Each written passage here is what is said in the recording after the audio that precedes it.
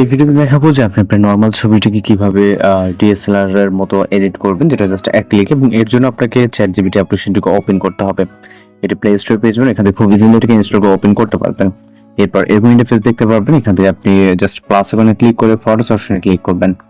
এরপর এখান থেকে আপনার ফটোটিকে সিলেক্ট করবেন। জাস্ট নরমাল একটি ফটো আমি আপনাদেরকে দেখিয়ে দিচ্ছি।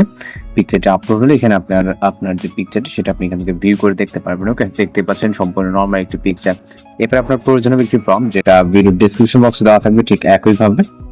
এখান থেকে আপনি সম্পূর্ণ প্রম্পটটি কপি করে নেবেন।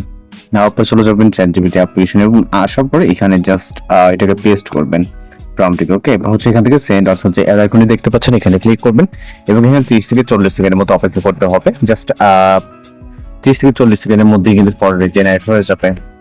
ওকে, তো দেখতে পাচ্ছেন আমাদের যে রেজাল্টটি, এখান থেকে ভিউ করবেন। ভিউ করার পর জাস্ট ডাউনলোড এখানে ক্লিক করবেন। ওকে, তো এইখানে জাস্ট আমি আপনাদেরকে বিফোর এবং আফটার দেখিয়ে দিচ্ছি।